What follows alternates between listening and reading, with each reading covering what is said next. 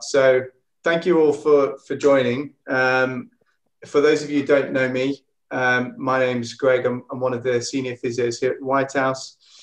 And this evening, I was just thinking to sort of put something on to give everyone a bit of insight into what my sort of top 10 exercises are for golfers. And I suppose the reasoning behind why we all should be doing something as golfers.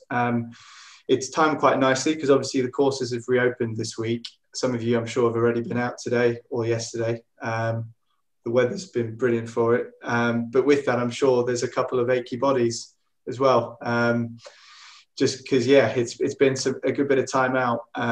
So, yeah, I'm hoping there's something you can sort of take away from it. The format will be, there's a couple of slides on a presentation. I'm not going to bore you to death. I think we'll get the info we need to get across to you.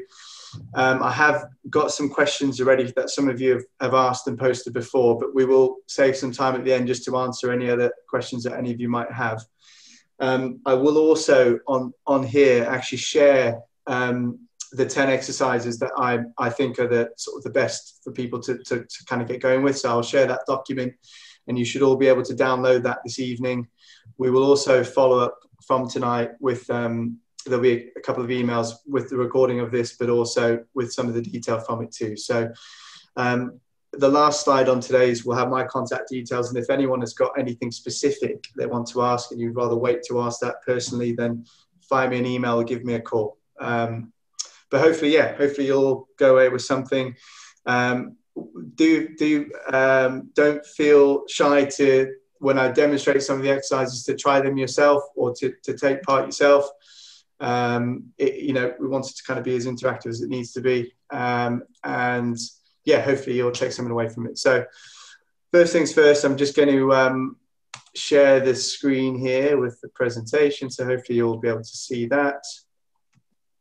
Just get that open. That's the one we need. So we can start share the screen there. Okay. Is everyone all right seeing that? A few thumbs up if fine. Good. Okay. So as mentioned, my top 10 exercises. So first couple of slides, just giving a little bit of background kind of as to what we're going to be doing today. So quickly, just to run through the aims of today's webinar. So try and highlight the facts about the physicality of golf. Highlight the most common areas of injury in golfers. To highlight also common sort of physical deficiencies is a word I've used, or physical common areas where we have difficulties in golfers, which areas of the body most commonly. And then the last point on there, just to give some insight into some strength and conditioning for golfers and my sort of top 10 exercises, which I think would all be, you know, a good place to start.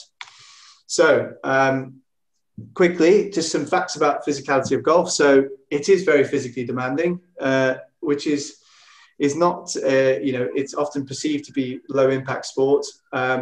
Interesting little stat in there with golf. The golf swing actually produces an average of compressive loads of up to 8 times equivalent of our body weight on our backs. In comparison with running, it's only 3 times. So with the golf swing, it's almost twice, it's more than twice as sort of more demanding on your spine as an area anyway. And the last point on there, which I think is just quite a nice one to put in, statistically, more golfers are injured every year than rugby players. So I think I'm just trying to hone in on a couple of points there that, you know, I think golf is something that we kind of perceive to be a low impact sport and therefore a low level of injury risk, but actually it's not. So common areas of injury in golfers. I've just kind of picked out the most common spots there. So the lower back makes up for approximately 1/3 of injuries in golfers. Upper limb, so that includes shoulder, elbow, hand and wrist, is approximately 1/4. And then the lower limb, so the knees, hips, ankles and foot, that again accounts for about another 1/4. So of the remaining from that, there are obviously other areas of the body. So you've got the neck, you know, that's an area too. But I was just trying to pinpoint there that kind of the most, I suppose, the most common areas that we tend to see injuries. So the most common physical deficiencies common physical deficiencies, what I mean by that is the things that we tend to see in a lot of the general population that actually have an impact on our golf swing. So on my previous slide, I mentioned that the lower back is the most common area of injury. And it is very rarely actually the cause of the problem. It tends to be in golfers due to poor swing mechanics is why we would get lower back pain rather than it actually being an issue with your back, shall we say. So the three things which I've kind of pinpointed there, which we tend to see in a lot of golfers, club golfers, professional golfers, golfers of all sort of kinds. And that's these 3 points there. So you've got poor hip mobility or hip movement as the number one. Number two is poor thoracic spine mobility. So thoracic spine is the sort of the middle part of your back rather than the lower part. And then the final point is general muscle instability or weakness. So these three things here are the three leading causes of poor swing mechanics. And I think we'll use some of these points in a minute to kind of give some of our justification for some of the exercises that I'm kind of recommending. So strength and conditioning in golfers, something that many average golfers, club golfers don't tend to think about or consider. We tend to, arrive at the tee 10 minutes before our tee time and, we hope for the best. That's the way it tends to go a lot of the time. I suppose what I'm trying to do here is get some of you thinking a bit about things you could be doing to improve your golf game. That being the main reason to think about some strength and conditioning. So improving performance, but also, to reduce your injury risk. I'm sure all of you at some point will have suffered with some sort of injury, golf related. And the hope is that by doing some simple exercises, really ones that don't require equipment, you can actually, reduce that risk of injury, but also improve your game. The three, I suppose, components of sort of strength and conditioning in golfers I've highlighted as mobility, stability, and strength. Now, mobility is a fancier term or word for flexibility and movement.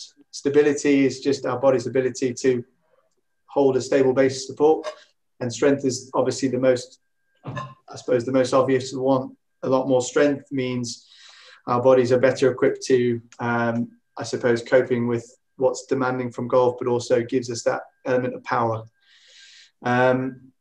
So before we go into the top 10, I'm just on those points there. One thing a point worth making. In the previous slide there, I talked about those three factors. All of these three factors are actually really common in the general population. That's for a few reasons. We tend to lose our mobility and strength around our hip joints with age. Now that process occurs from in our 20s onwards. It's something that sadly we can't reverse or avoid. It's just part and parcel of an aging process. On top of that as well, the majority of us, I think, saw a recent statistic which stated that the average person in Britain sits for 11 and a half hours a day, whether that be for work or just part of our lifestyle. And what that also does is that encourages the muscles around the hip area to become quite weak. And if we have weakness there too, that also leads to loss of movement. The point number two there, thoracic spine mobility, that's the middle part of our backs. Again, posturally, we tend to sit with our shoulders sort of rounded and forwards, and that means that middle part of our back becomes quite stiff. And when related to the golf swing, it means we tend to then put more stress and strain on the lower part of our back. And then obviously the final one is muscle instability. So before I come to my kind of top 10, which they are listed there, and as I said, I will share that document with you to have a copy of these. We'll demo through these. I've sort of tried to break my top 10 down into those three different categories. Now, looking at the categories there, mobility, there's four exercises I've listed. Stability, there's three, and for strength, there's three. Now, these do have some crossover and carryover, of course. The mobility element I've put first because I think for most most average club golfers, that's the area that we all need to improve first. Without having good range of movement and mobility, it's difficult to develop strength and the stability element. So the mobility bit comes first, because I think that's kind of the most important. The way I've sort of structured my 10 exercises is I've kind of broken it down into 2 separate workouts, so to speak. So of the 10 exercises, I've tried to pair up the stability and strength elements with mobility. So you would effectively do 7 exercises on each of the 2 programs. I'll explain that a little bit more in a second. You'll read some of those, and some of you might know 1 or 2 of those exercises. Some of you won't have had a clue or seen any of them. So as I said, I will come on. I'm going to demonstrate all of those for you now. Make some notes if you want. Try them if you want. As I said, I will email those through to you. I mean, on the chat on here, I will share them, so you'll have capacity to have a go at those. So what I'm going to do for a sec, just while I minimize the screen, is just bring myself back up, stop the screen share. So it just should hopefully bring you back to a slightly bigger screen. And I'll do some demonstrations for you. Okay, so the first one on there was what we call the 90-90 with single leg kind of extension. So this exercise is a mobility exercise predominantly for the lower back and thoracic spine mobility. So with this one, what we need to do is kind of have you laid on your side. Your bottom leg is straight, whilst the top leg is bent at a 90-degree angle. And from there, all we're going to do is just rotate right way around, holding for a few seconds, and then coming back again. So it's just a nice rotation for the spine, which we can gain, which can really help to improve our capacity to kind of move through this part of our back in here. Okay, so that's exercise number 1. It's a simple enough one, easy enough to do, because you can do it basically on the bed at home. You can do it on the floor. You haven't any need for any equipment, so it's an easy place to start. Okay. The next one down is hips 90-90, as we call it. So with this one, this kind of comes back to that first point I was saying about a real common issue that a lot of golfers have, is poor movement in their hips, so poor capacity to rotate and turn. And this particular exercise is designed to kind of get the hip joints moving a bit better, which in turn will allow, on the golf course, that reciprocates. So with this particular one, we're going to have you kind of sat with your legs out in front. Now you can have as much space as you need for this, and then the goal is to try and drop your knees towards your ankles. So you're kind of rotating side to side, okay?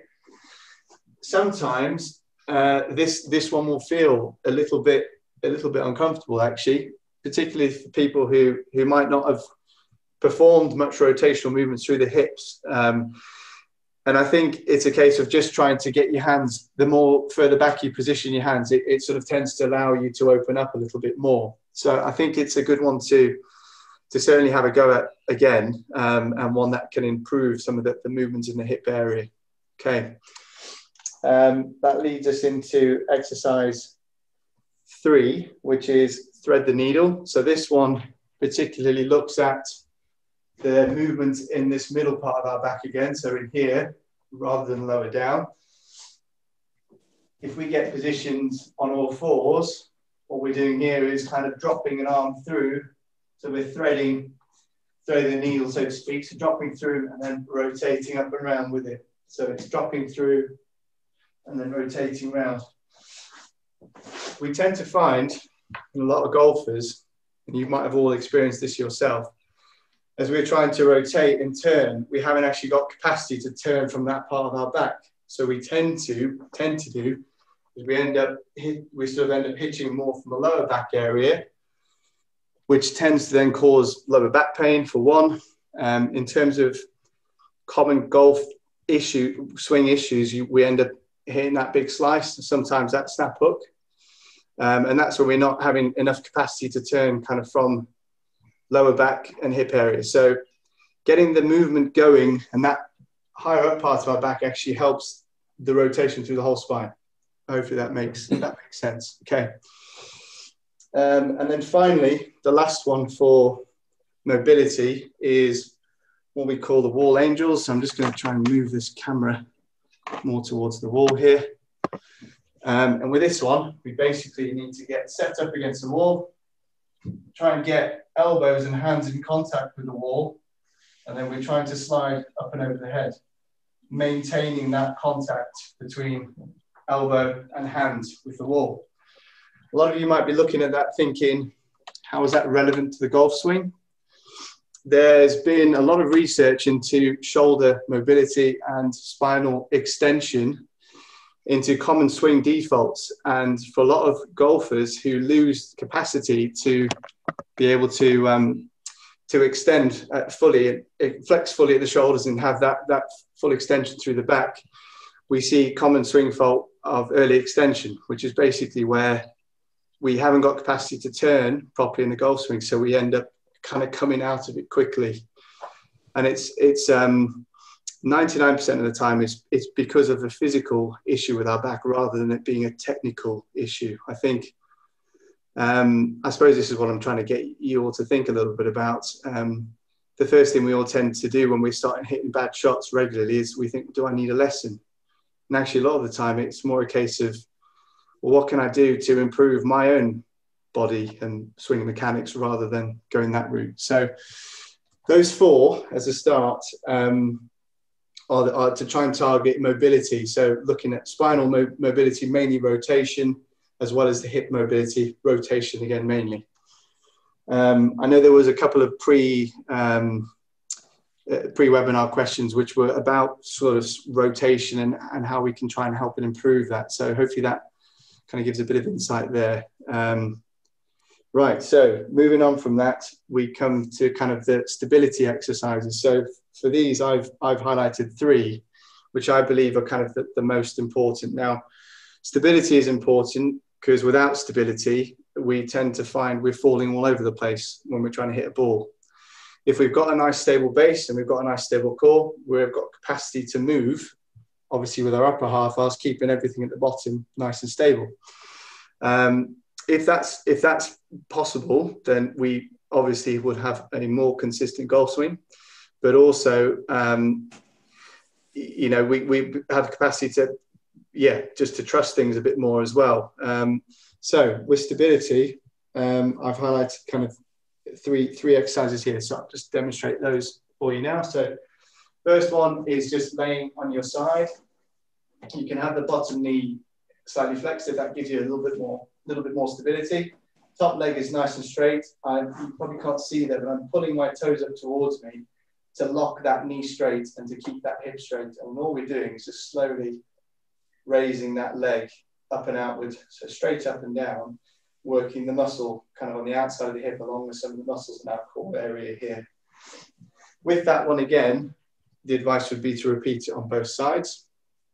If we've got that area firing nicely, again, it's looking to strengthen the outside parts of our hips here, which give us not only that stability on a turning move, but also when we're coming back through on impact, it's that coil to kind of produce some power as well. So a real good exercise.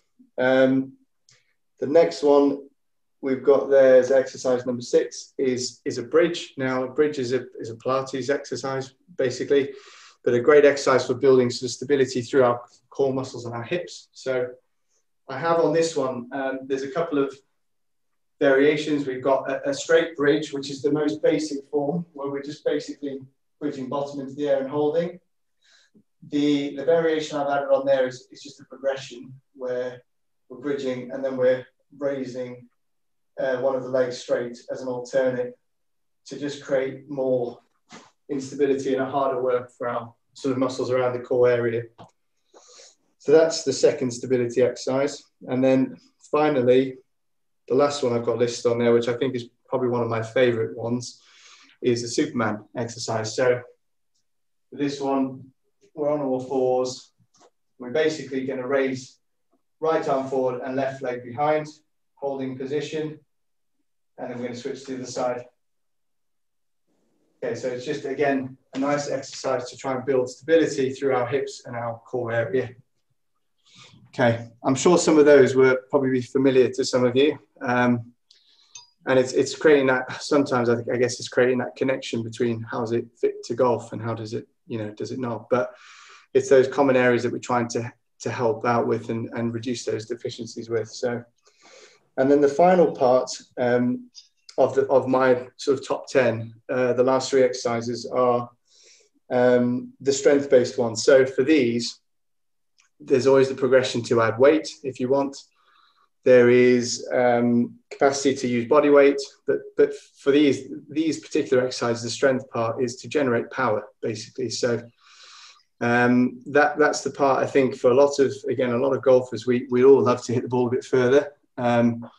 We'd all love to have a few extra yards off the tee, and that could be helpful, of course. So yeah, the strength element is something that we can only try and really generate from having the muscles as strong as they can be.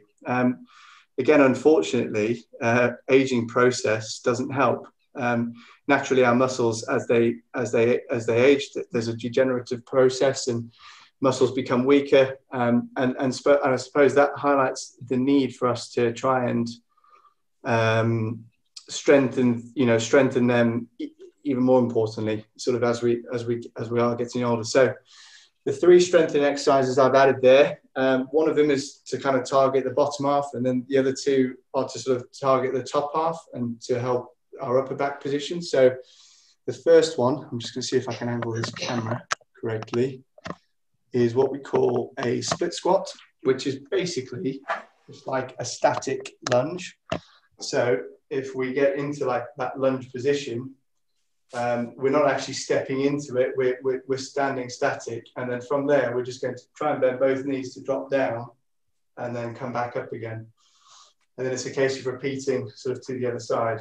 Now this particular exercise will add strength and stability around the hips and the knees, which again not only give you that sort of strength to help generate more power through the golf swing, but also they have a feed over into the stability element as well. So a real great all-round exercise. Sometimes people who have got knee pain or knee issues will be a bit cautious with that one, but actually there's no evidence to suggest that that particular exercise can worsen knee pain. You might feel it's sore, but typically it's sore because it's needing to be strengthened. So that's a great exercise kind of to strengthen the bottom half. In terms of the last 2, which kind of complete the strength part, we've got, these are the only ones you need a bit of equipment for. We've got the resisted pull apart. So you need a little bit of resistance band, which you can pick up quite easily off Amazon. A lot of you might have some of this at home somewhere in a cupboard. But basically with this one, we're going to position the band just above our heads, and then we're looking to pull apart to really squeeze the shoulder blades together at the back. The importance, I think I mentioned briefly before, of the upper back and the shoulders in the golf swing is pretty massive. We tend to find, as we age and just the process of our working lives, we have this rounded posture position. We tend to get really weak through our upper backs. 20% of the power within the golf swing is generated from the shoulder and the upper back.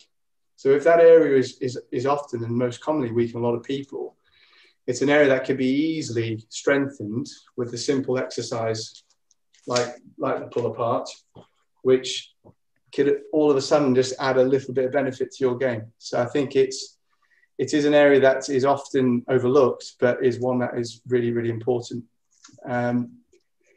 And then finally, the last one on there is scaption with a dumbbell. Now, we've got a set of dumbbells to hand here. Got one, but basically the benefit with this one is to have, I think on my advice sheet, which I'll send to you, it says to start with a tin of beans. Basically, you're holding these in either hand, and then we're just looking to raise to the top with a straight elbow and slowly down.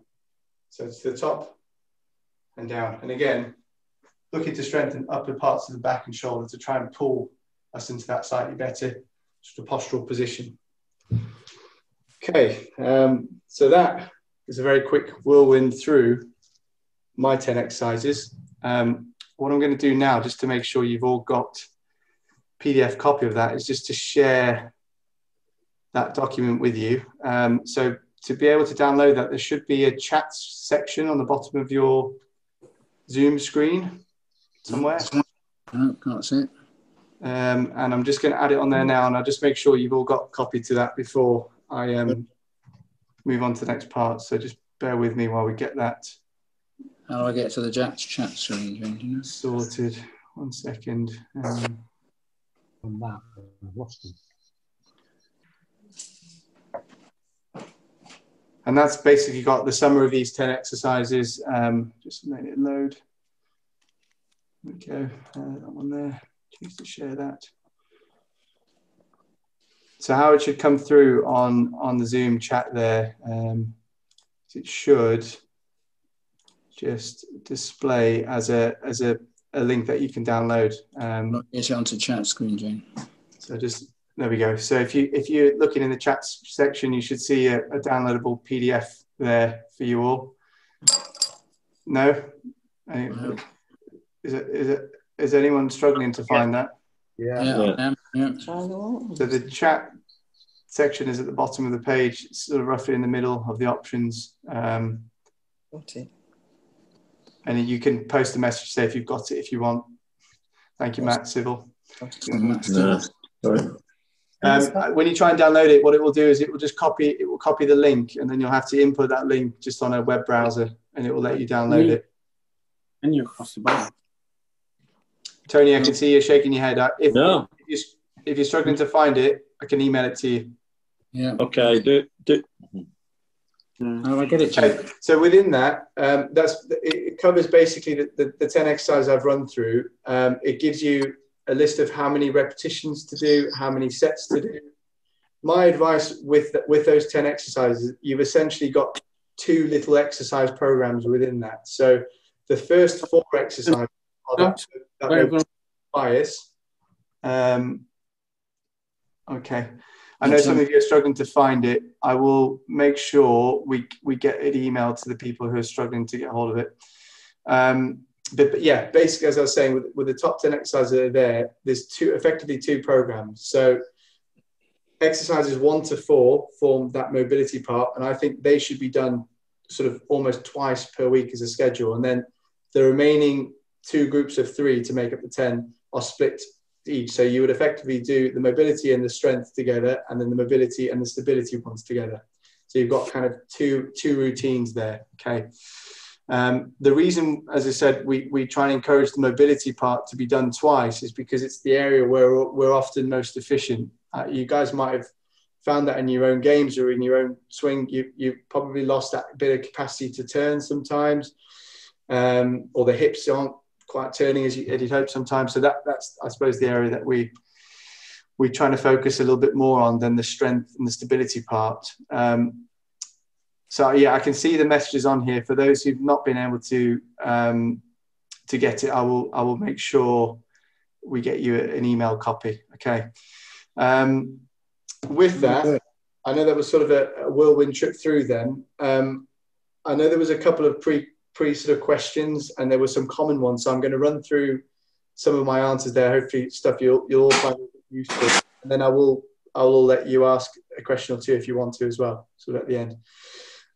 So of the pre webinar questions I had, one that popped up a lot was a question about warm-ups, what to do for a warm-up, or what is a warm-up in golf. For a lot of us, that typically involves getting to the first tee a minute before and hoping for the best, which isn't the best preparation. I think warm-ups generally are a topic that have been debated amongst all sportsmen and athletes for a long, long time.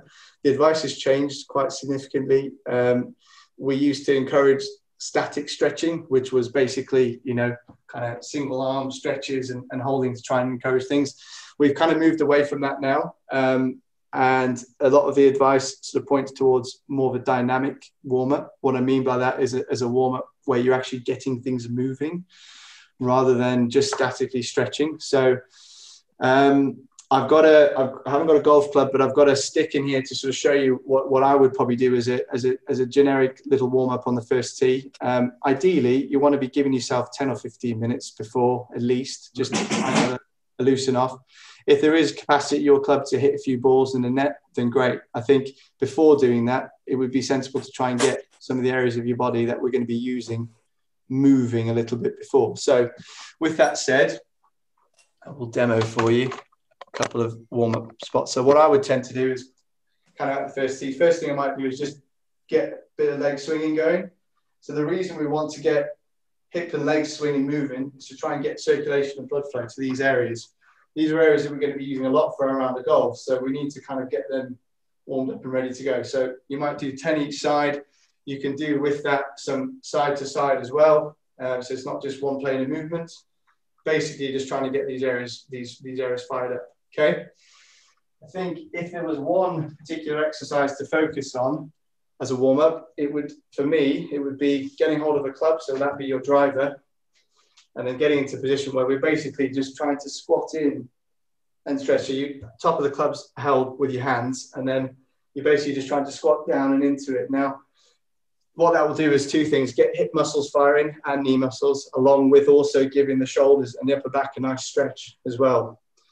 And I think that's often an area that is neglected. I think we probably could all safely say, quite often for those first few holes, we're finding we haven't got that capacity to turn as we would until a bit later in the round. So actually trying to encourage some of those positions to help get that back just from the side there, get that back opened up can really kind of help just get these areas firing a bit better from the off.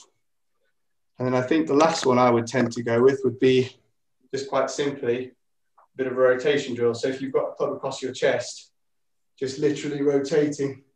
And I would just go halfway and back and then work through your follow through side as well. So you might do kind of 10 reps each side. Again, that's just to try and get some of those areas of rotation firing. If you're really, really keen, and there might be one or two of you who are, one of these is great for a warm-up. So a resistance band. You might look a bit of a pillock, but it is one of the better things for getting things fired up. The evidence base tells us that by getting muscles ready to work forcefully from the off is much, much better than getting things moving. So by that, I mean, if you've got one of these bands and on the first tee, you had capacity to do a few pull aparts, to do a few sort of resisted squat movements, there is evidence that tells us you're more likely to actually hit the ball further from the off than you are. There's been a lot of studies into that. So I think certainly the dynamic warm-up is something we should all incorporate. And if you're wanting to have something even extra, then a resistance band in your bag would be a useful tool. And I think, you know, as I said, with that, I'm happy for any of you to fire me an email directly if there's anything specific you want to ask. Another question we had from a few of yourselves pre-webinar was just sort of more on the senior golfer side. So a lot sort of got senior golfers asking what kind of what exercises are the most important. I think I already alluded to it before. The area I would tend to focus on the most is that mobility area. So I'm sure a lot of you will be able to relate to this when I say you feel your hips are quite stiff and your back is stiff. So the rotation movements from both of those areas are where you probably feel like you're lacking. And the exercises for that are covered in 1 to 4 on that program. I think they are probably the ones that, if you can get going with those and try and make some inroads with those over the next few weeks, you will feel like you've got better capacity to be getting turning with your golf swing. Okay, that was a question that was quite popular as well. So from there, I think I'm kind of happy to open up to any questions anyone might have. The best means to do that might be to post it on the chat rather than a free-for-all on everyone trying to speak. So I don't know if anyone's got a question and you can post a question on the chat. I'm happy to answer, and I'll read that out as well. For those of you who have been able to download that and feel that you've got what you need, you know, I'm happy for you to sign off there as well. But if there's anything anyone wants to ask, I'm all ears. You can unmute your screen if you prefer to do it that way as well. It's fine. Just try to talk one at a time if possible.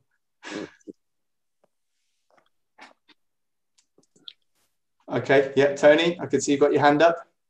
Well, I've raised my hand as well. Wonderful. How can I help? We could use that button, couldn't we? Yes. So, you're obviously a fit young man. Try to be. But us not very fit older men.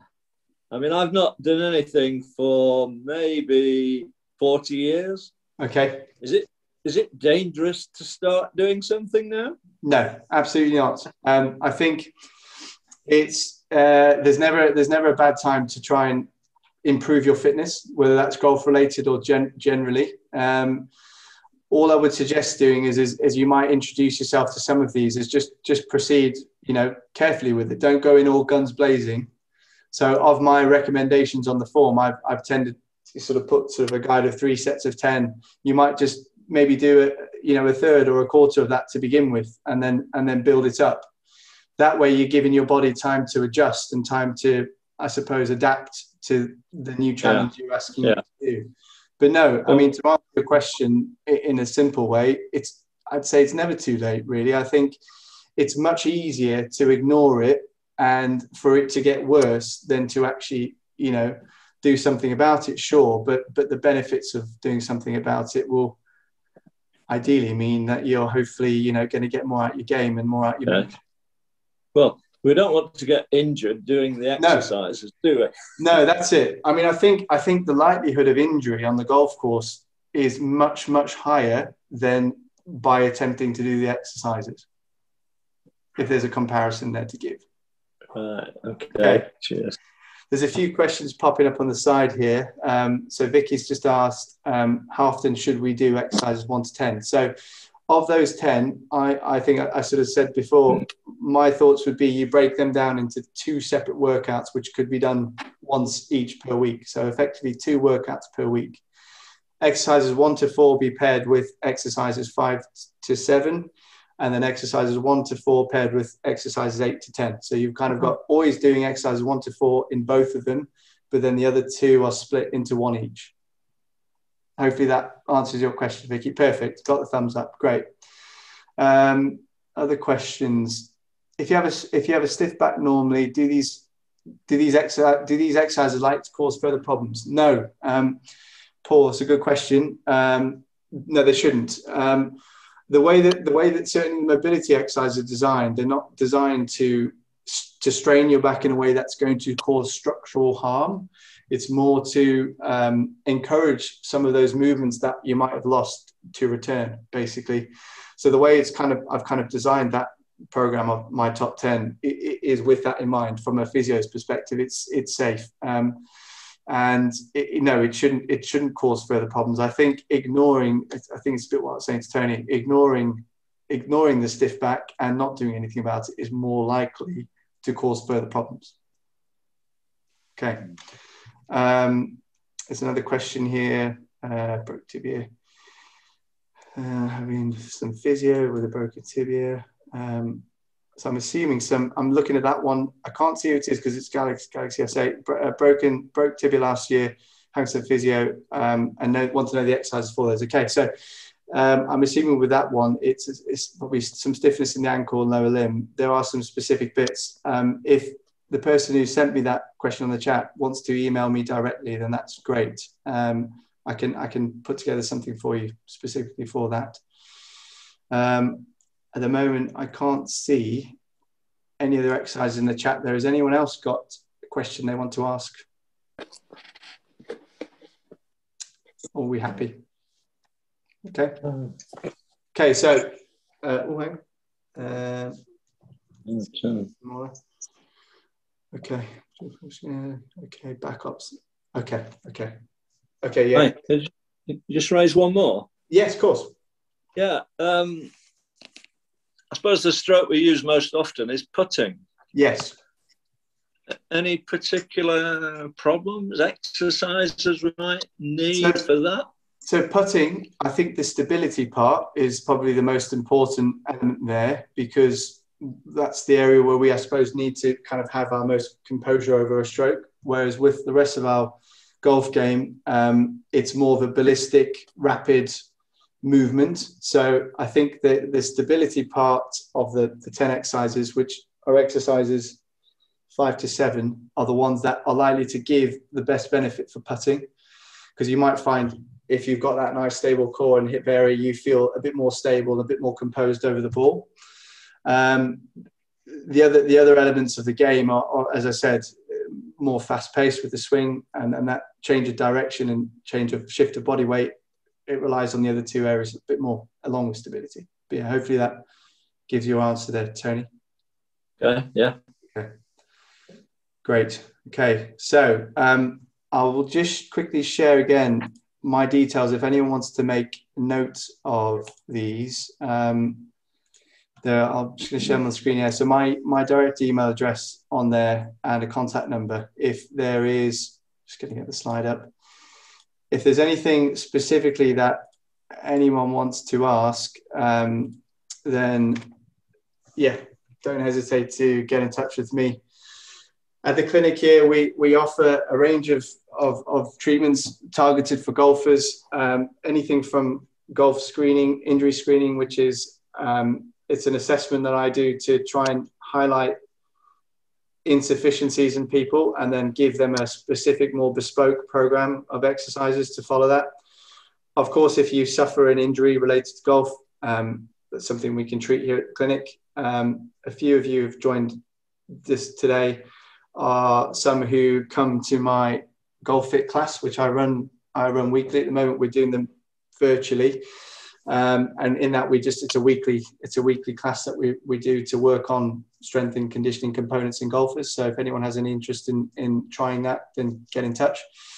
And yeah, other bits and bobs, we have links with teaching professionals in the area. We have really good relationships with most of them.